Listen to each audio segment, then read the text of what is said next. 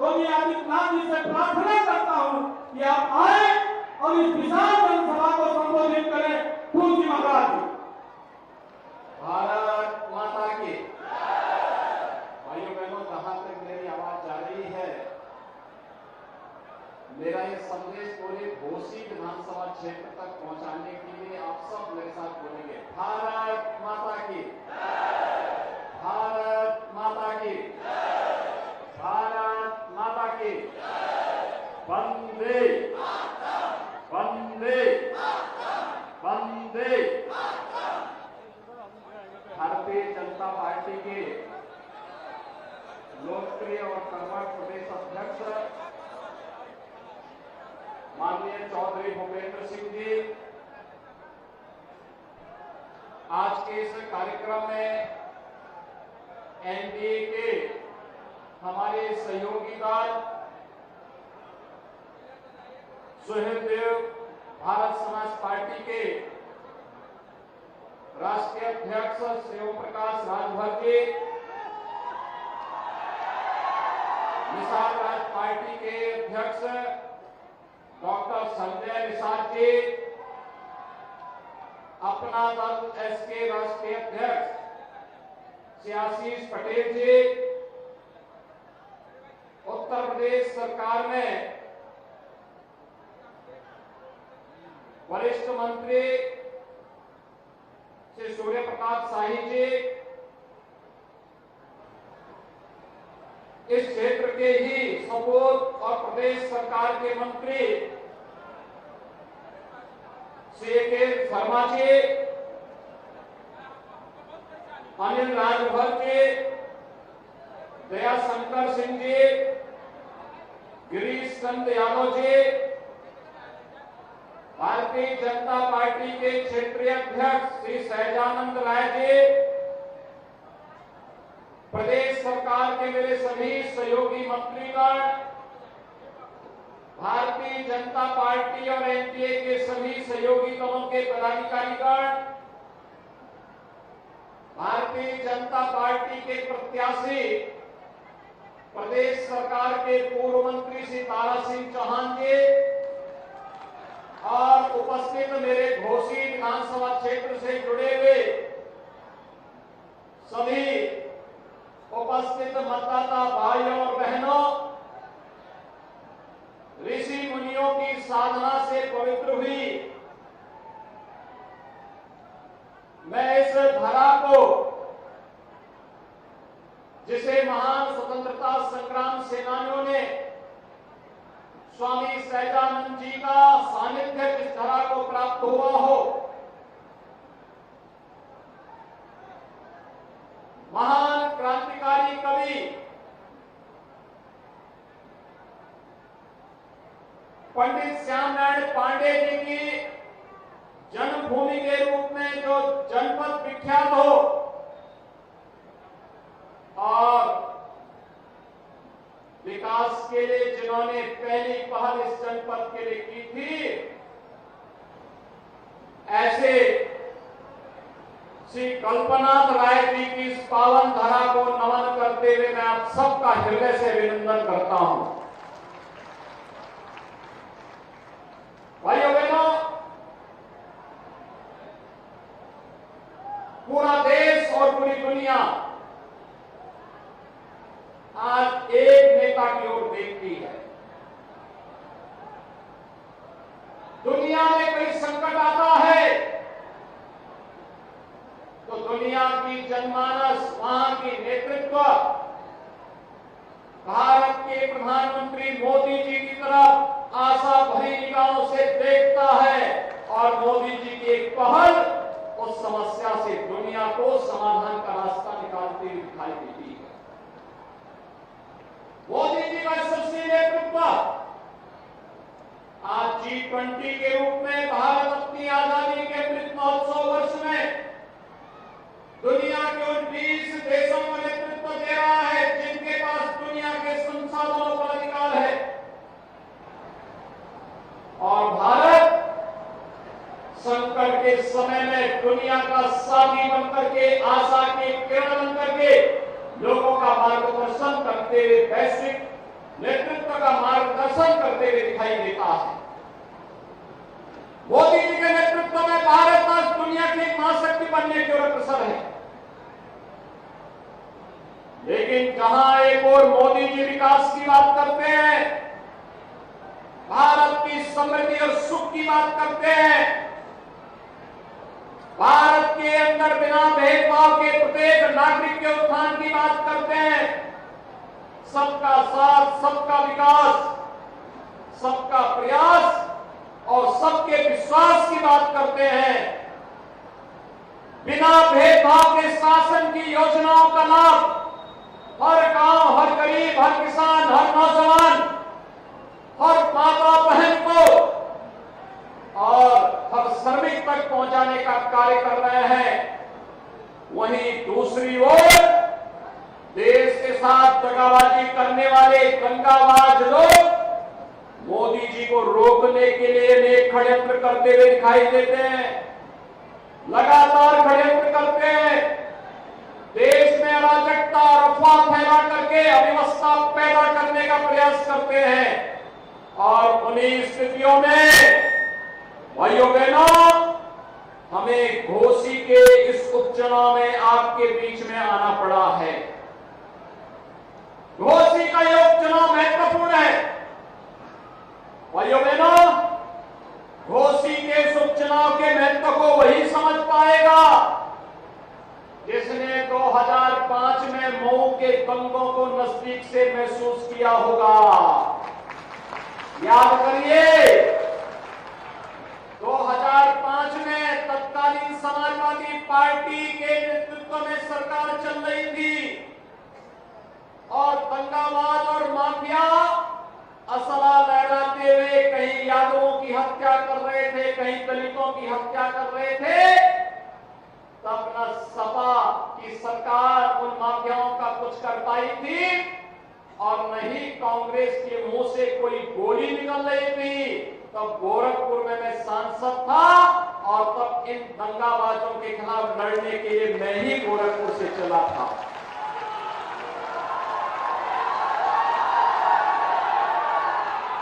भाइयों बहनों, याद करिए, ये दंगा करवाते थे और तब हम चाटी नहीं देखते थे। तब हम लोग इन दंगाबाजों को जवाब देने के लिए निकल पड़ते थे। और भाइयों बहनों, जैसे ही प्रधानमंत्री मोदी जी के आह्वान पर उनके नेतृत्व में उत्तर प्रदेश में सरकार बनी, भारतीय जनता पार्टी नेतृत्व की, ये जो माफिया असला लहराते थे आज व्हील चेयर पर अपनी जान की भीख मांगते हुए दिखाई देते हैं। अब किसी गरीब का, किसी किसान का, किसी व्यापारी की जमीन पर कोई कब्जा करने का दुस्साहस नहीं कर सकता है, क्योंकि अगर कब्जा करेगा तो बुलडोजर भी तैयार बैठा है। और भाइयों बहनों, इसीलिए मैं आया हूं आपके पास कहने के लिए, ये तो पीडीए की बात करते हैं, इनसे पूछा जाना चाहिए किस पीडीए की आप बात कर रहे हैं। हमने तो सबका साथ, सबके विकास की बात की। कोई नहीं कह सकता मोदी जी के नेतृत्व में 9 वर्ष से अधिक समय से जो सरकार चल रही है, इस सरकार में बिना भेदभाव के शासन की योजना का लाभ हर व्यक्ति को मिला है। भाइयों बहनों, अगर मैं देश की बात न करूं, मैं पिछले 6 वर्ष के अंदर उत्तर प्रदेश की चर्चा करूं, 55 लाख गरीबों को हमने आवास उपलब्ध करवाया है। 55 लाख गरीबों को एक एक आवास। इसमें दलित भी है, पिछड़ा भी है और अल्पसंख्यक भी है। इन 55 लाख लोगों को समाजवादी पार्टी की सरकार में 4 बार मुख्यमंत्री रहते हुए आवास क्यों नहीं उपलब्ध हुआ? 55 वर्षों तक कांग्रेस ने शासन किया था। इन गरीबों को, इन दलितों को, इन पिछड़ों को, इन अल्पसंख्यकों को आवास क्यों नहीं मिल पाया था? 2 करोड़ 61 लाख गरीबों के घर में एक एक शौचालय बना। आखिर 55 वर्षों तक कांग्रेस ने इन गरीबों के घर में, इन दलितों के घर में, इन पिछड़ा लोगों के घर में, इन अल्पसंख्यक लोगों के घर में शौचालय बनाने का काम क्यों नहीं किया? 1,57,00,000 परिवारों को फ्री में बिजली के कनेक्शन उपलब्ध करवाए गए, बिजली वहां तक पहुंचाई गई। आखिर 4 बार समाजवादी पार्टी की सरकार और 55 वर्षों तक कांग्रेस की सरकार क्या कर रही थी? क्यों नहीं ये सुविधा का लाभ वहां तक पहुंचाने का कार्य कर रही थी? उज्ज्वला योजना में 1,75,00,000 परिवारों को फ्री में रसोई गैस के कनेक्शन मिले। 55 वर्षों तक कांग्रेस क्या कर रही थी? 4 बार समाजवादी पार्टी की सरकार थी, तब क्या कर रही थी?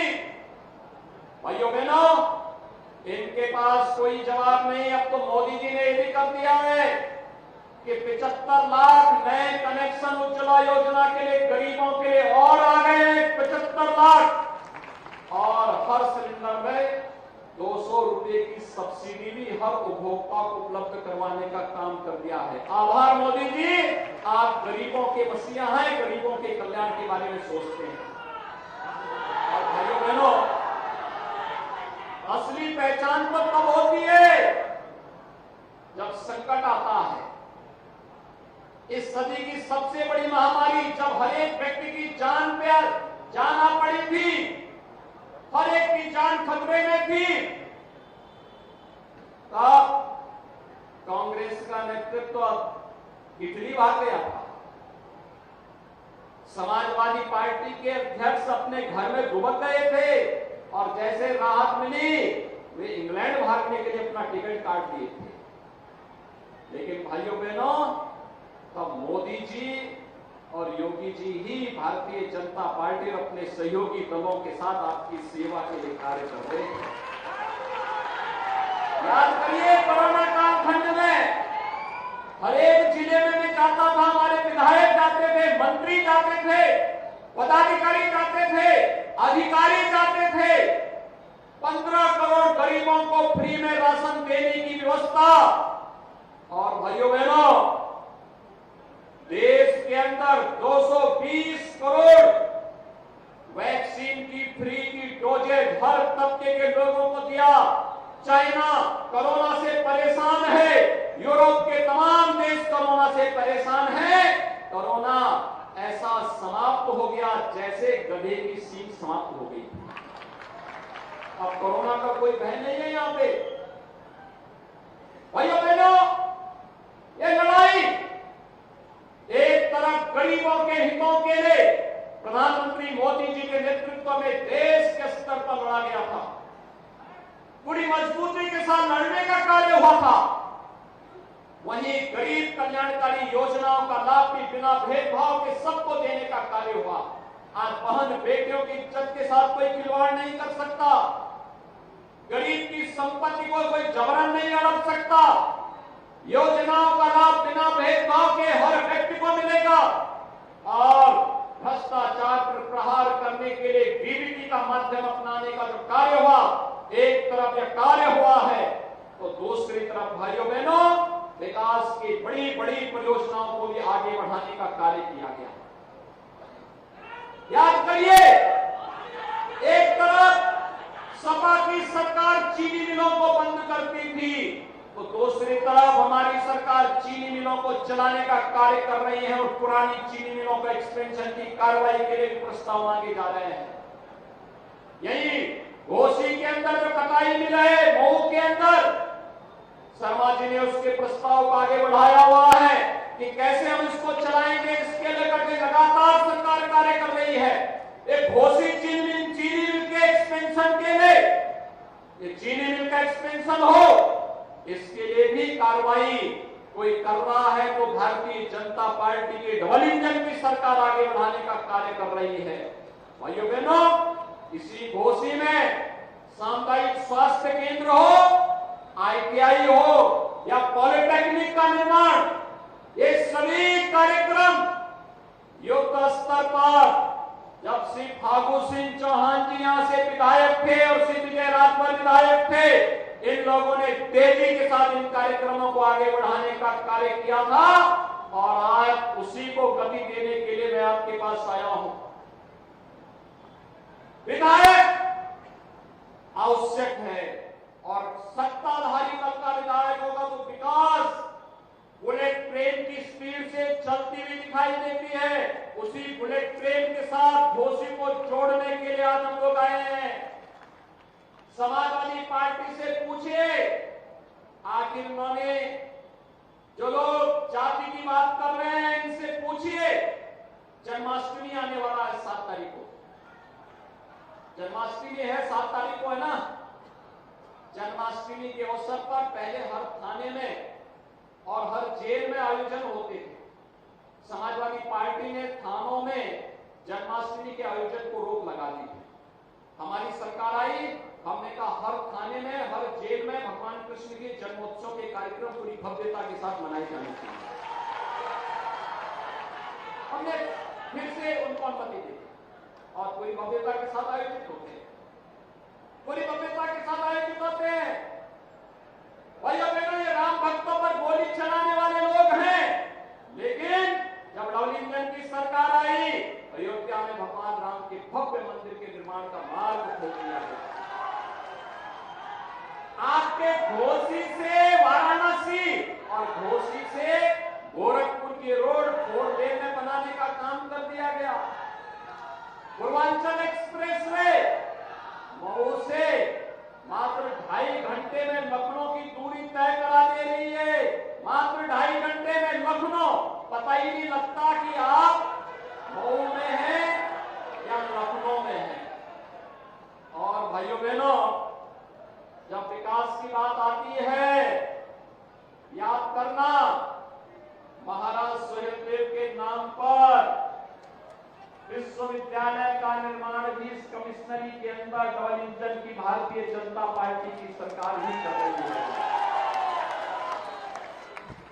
महाराज सुहेलदेव का विजय स्मारक बहराइच में पूरी भव्यता के साथ बन रहा है और मैंने श्री राजभर को जिम्मेदारी दी है हर महीने जाकर के कार्य की क्वालिटी ऐसी होनी चाहिए कि अगले 1000 वर्ष तक महाराज सुहेलदेव का विजय पताका इस क्षेत्र में फहराता हुआ। दुनिया की सबसे बड़ी प्रतिमा, राष्ट्रीय अखंडता के प्रतीक लौह पुरुष सरदार वल्लभ भाई पटेल जी की कहीं पर लग रही है, लगाई है तो प्रधानमंत्री मोदी जी ने केवड़िया में, गुजरात में साबरमती के तट पर लगाई है। भाइयों बहनों, हम सब जानते हैं प्रतापगढ़ मेडिकल कॉलेज का नामकरण आदरणीय सोनेलाल पटेल जी के नाम पर भी डबल इंजन सरकार ने किया। और यही नहीं भाइयों बहनों, प्रभु श्री राम और निषाद राज की मैत्री का प्रतीक श्री कुबेरपुर में 56 फीट ऊंची गले मिलते हुए भगवान राम और निषाद राज की प्रतिमा का निर्माण भी डबल इंजन की सरकार करा रही है। याद रखना, फागू सिंह चौहान जी को भी राज्यपाल डबल इंजन की सरकार बनाती है। कोई कांग्रेस और सपा के लोग कभी इधर झांके भी नहीं है। ये तो विकास की प्रक्रिया है। सपा को जब अवसर मिला स्टेट गेस्ट हाउस कांड कराया था कि नहीं कराया था? बाबा साहब भीमराव अंबेडकर जी के नाम पर बने हुए मेडिकल कॉलेज का नामकरण उन्होंने बदल दिया। मान्यवर कांसी राम जी के नाम पर बने हुए, मान्यवर कांसी राम जी के नाम पर बने हुए विश्वविद्यालय का नाम समाजवादी पार्टी ने बदल दिया।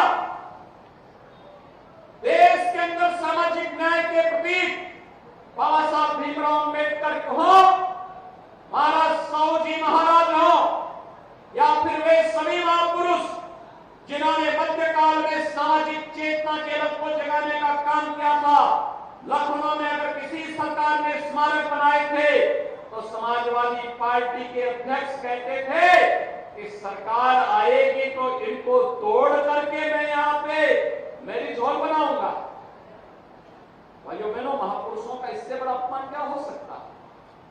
ये लोग सामाजिक न्याय की बात कर रहे हैं, महापुरुषों का अपमान करके, दलित चेतना को जागृत करके, सामाजिक अन्याय के खिलाफ जिन्होंने प्रतिकार का संघनाद किया था, और महापुरुषों को अपमानित करने का कार्य समाजवादी पार्टी की है, लगातार करती है। और समाजवादी पार्टी के जीन्स में ही विकास की बात जब आती है तो इनके मुंह से शब्द हास्यास्पद बन जाता है। हास्यास्पद इसलिए बन जाता है क्योंकि भाइयों बहनों, हम सब जानते हैं समाजवादी पार्टी की जब सरकार थी तब एक परिवार का विकास हुआ था, एक ही परिवार का। चाचा, भतीजा, भतीजों के भतीजे, भतीजों के रिश्तेदार, भतीजों के नातेदार परिवार के बाहर वे पद जाते ही नहीं थे। इतनी लंबी श्रृंखला निकलती थी कि अगर महाभारत के रिश्ते भी उसमें फीके पड़ जाते। लंबी श्रृंखला, लंबी श्रृंखला, और कहीं विकास नहीं हो पाता था। विकास के पैसे को एक परिवार के लिए, एक गांव के लिए देकर के इन्होंने प्रदेश के विकास को पूरी तरह बाधित किया। हमारे नौजवानों के सामने पहचान का संकट खड़ा किया, प्रदेश के महापुरुषों का अपमान किया, प्रदेश के व्यापारियों के सामने विश्वसनीयता का संकट खड़ा करने का भी पाप जो है समाजवादी पार्टी ने किया था। और इसीलिए भाइयों बहनों, आज हम सब आपके पास आए हैं कहने के लिए, केंद्र में और राज्य में डबल इंजन की सरकार है, एनडीए की सरकार कार्य कर रही है। बिना भेदभाव के शासन की योजना का लाभ समाज के हर तबके को देने का कार्य हो रहा है। विकास की इस रफ्तार को हर गांव, हर कोने तक पहुंचाने के लिए प्रयास होने चाहिए। और इसी को लेकर के हमारी सरकार प्रधानमंत्री मोदी जी के नेतृत्व में लगातार कार्य कर रही है। आपने नगर निकाय में देखा होगा, पूर्व हो या पश्चिम, उत्तर हो या दक्षिण, किसी भी क्षेत्र में आप जाएंगे, हर नगर निगम में भारतीय जनता पार्टी और एनडीए का परचम लहराया था। 17 के 17 नगर निगम में 200 से अधिक नगर पालिकाओं, 200 नगर पालिकाओं में से 150 से अधिक पे भारतीय जनता पार्टी और एनडीए के सहयोगी ने जीत करके परचम लहराने का कार्य किया था। और आज मैं आपके पास यही कहने के लिए आया हूं, आखिर विकास की इस गति को घोसी में भी तेजी के साथ आगे बढ़ाने की आवश्यकता है, उस गति को आगे बढ़ाने की आवश्यकता है। और इसीलिए मैं आपके पास आया आपसे कहने के लिए कि भाइयों बहनों, सुबह का भोला अगर शाम को घर वापस आ जाए तो भोला नहीं होता है कि दारा सिंह चौहान वापस अपने घर में आए।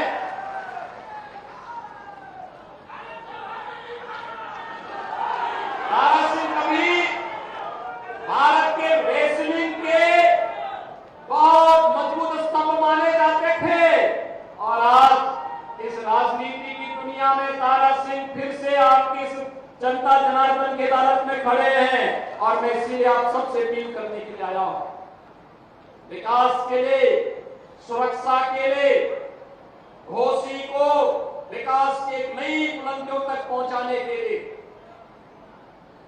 ये सहानुभूति का समय नहीं, विकास के बारे में सोचने का समय है, सुरक्षा के बारे में सोचने का समय है। जब दुनिया आगे बढ़ रही है, हम क्यों पीछे रह जाएंगे? हमारा क्षेत्र क्यों पीछे रहेगा? हमारी वर्तमान और भावी पीढ़ी विकास से क्यों वंचित रहेगी? इसके बारे में सोचने की आवश्यकता है। और इसीलिए मैं आपके पास आया हूं आपसे कहने के लिए, श्री दारा सिंह चौहान को भारी बहुमत से विजयी बनाकर के भेजिए।